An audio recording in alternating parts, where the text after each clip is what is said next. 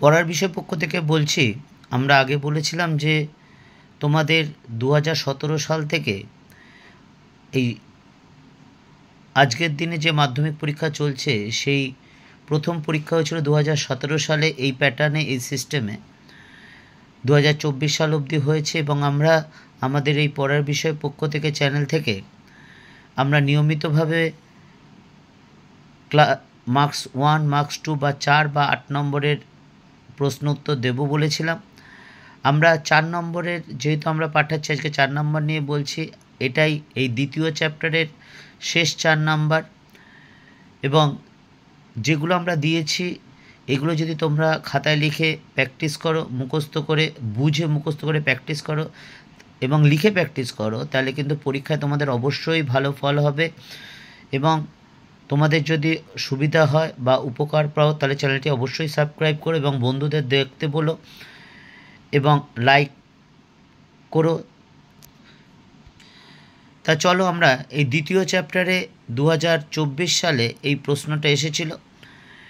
এই প্রশ্নটা পড়ার সেরকম কোনো দরকার না থাকলেও আমরা একটু আলোচনা করে দিচ্ছি যে 19বিংশ শতাব্দীতে বাংলায় যে সকল পত্রিকা প্রকাশিত হয় তার মধ্যে বামাবোধিনী পত্রিকাটি একটু অন্যরকম।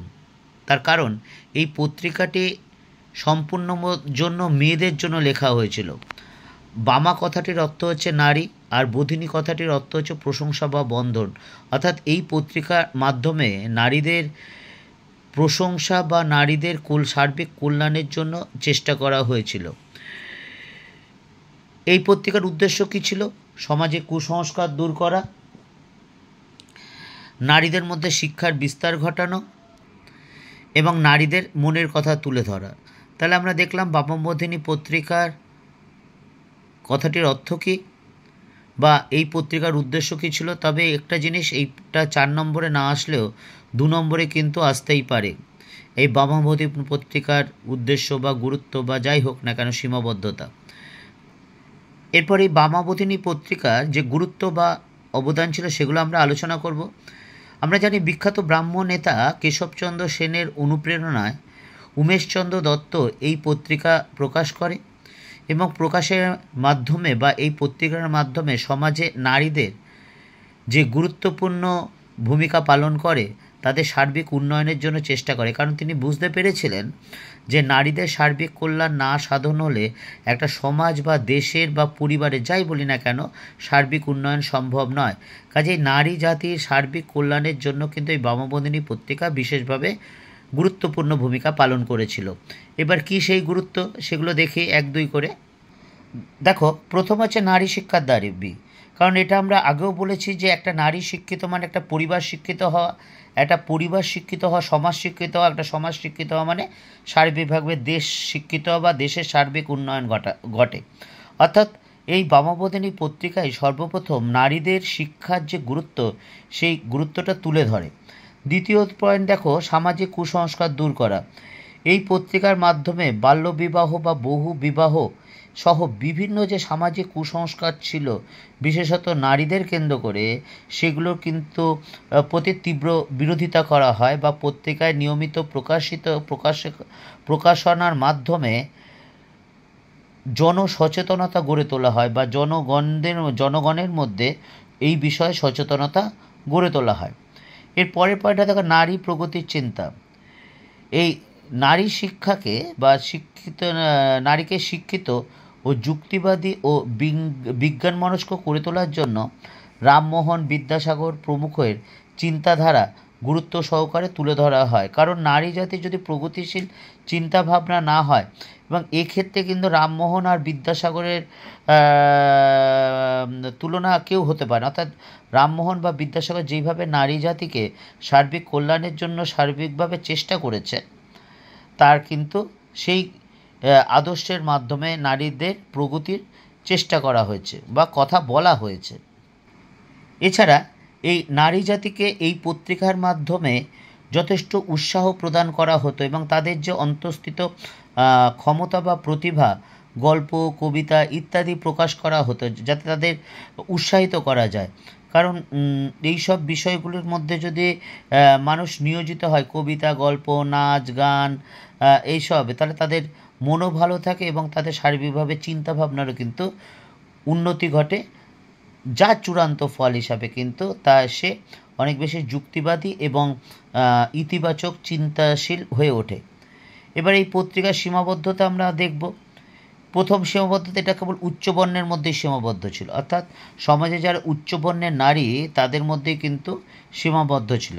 এবং 2 নম্বর, হিন্দু ছাড়া অন্য ধর্ম বা সম্প্রদায়ের মানুষ কিন্তু এতে যোগদান করেনি বা এর দ্বারা স্থান পায়নি। কনক্লুশন আমরা কি করছি, অর্থাৎ আমরা দেখলাম সীমাবদ্ধতা আছে, কিন্তু এই সীমাবদ্ধতা থাকলেও এই ঊনবিংশ শতাব্দীর দ্বিতীয়ার্ধে তৎকালীন যে নারীদের সার্বিক কল্যাণের কথা চিন্তা করে তাদের সার্বিক উন্নয়ন, এই উন্নয়নের জন্য যে সকল পত্রিকা বা ম্যাগাজিন বা সংবাদপত্র যাই বলি না কেন বিশেষ গুরুত্বপূর্ণ ভূমিকা পালন করেছিল, তার মধ্যে কিন্তু অন্যতম এবং প্রধানতম হলো এই বাবা বোধিনী পত্রিকা। এবং এই পত্রিকার মাধ্যমেই আমরা কিন্তু তৎকালীন নারীরা যে সামাজিকভাবে বা অর্থনৈতিকভাবে বা সার্বিকভাবে কীভাবে শোষিত হতো সেটা আমরা জানতে পারি। তাহলে আমরা কি বললাম একবার দেখে নিই আরেকবার। প্রথমে বলেছি বামা বোধিনী পত্রিকার কথাটির অর্থ কী। বামা কথার নারী আর বোধিনী কথা হচ্ছে প্রশংসা, নারীদের প্রশংসা, অর্থাৎ এই পত্রিকার মাধ্যমে নারীদের প্রশংসা করা হতো। এই পত্রিকা সর্বপ্রথম উমেশচন্দ্র দত্ত প্রকাশনা করেছিলেন। উদ্দেশ্য কী ছিল? সামাজিক কুসংস্কার দূর করা, নারীদের মধ্যে শিক্ষার বিস্তার ঘটানো এবং নারীদের মনের কথা তুলে ধরা। গুরুত্বের কথা কি বলেছে? নারী শিক্ষা দাবির কথা তোলা হয়েছে। সামাজিক কুসংস্কার দূর করা, যেমন নারীদের মধ্যে বাল্যবিবাহ বা বহু বিবাহ, এগুলো দূর করা। নারী প্রগতির চিন্তা, এক্ষেত্রে রামমোহন বা বিদ্যাসাগরকে অনুসরণ করে করা হয়েছে। 4 নম্বর হচ্ছে নারীদের উৎসাহ দান, তাদের অন্তর্নিহিত যে ক্ষমতা আছে, ছবি, গান, আবৃত্তি, কবিতা, নাটক, গল্প, যাই হোক, সেগুলোর মাধ্যমে তাদের অন্তঃস্থিত বা ক্ষমতা বা বিকাশ, সেগুলো চেষ্টা করা হয়। তারপর আমরা সীমাবদ্ধতা বলেছি। সীমাবদ্ধতায় কি বলেছি? কেবল উচ্চবর্ণের মধ্যেই সীমাবদ্ধ ছিল বা হিন্দুদের মধ্যেই সীমাবদ্ধ ছিল। কনক্লুশনে কি বলেছি? সীমাবদ্ধতা থাকলেও এই ঊনবিংশ শতাব্দীর দ্বিতীয়ার্ধে নারী সমাজের সার্বিক কল্যাণের জন্য বা উন্নয়নের জন্য যে সকল পত্রিকা বিশেষ ভূমিকা পালন করেছিলেন তাদের মধ্যে কিন্তু বামা বোধিনী পত্রিকা অন্যতম, এই বিষয়ে কোনো সন্দেহ নেই। তাহলে এটা আমাদের শেষ হলো, আমাদের দ্বিতীয় অধ্যায় শেষ হলে পরের দিন আমরা খ বিভাগ যে আছে 3 দাগের, অর্থাৎ 4 নম্বরের যে খ বিভাগ আছে তৃতীয় চতুর্থ অধ্যায় থাকবে, সেগুলো আমরা শুরু করব, যেগুলো 2017 সাল থেকে আমরা এসেছে। এবং এইগুলো পড়লে তোমরা কিন্তু মাধ্যমিকে অবশ্যই কমন পাবে। এবং আবার বলছি, খাতায় লিখে বুঝে, না বুঝে মুখস্থ করো না, বুঝে মুখস্থ করে লিখে প্র্যাকটিস করো, এইগুলোই আসবে। এবং তোমরা যদি আমার এই ভিডিওর মাধ্যমে বা চ্যানেলের মাধ্যমে বিন্দুমাত্র উপকৃত হও তাহলে সেটা আমাদের ভালো লাগবে।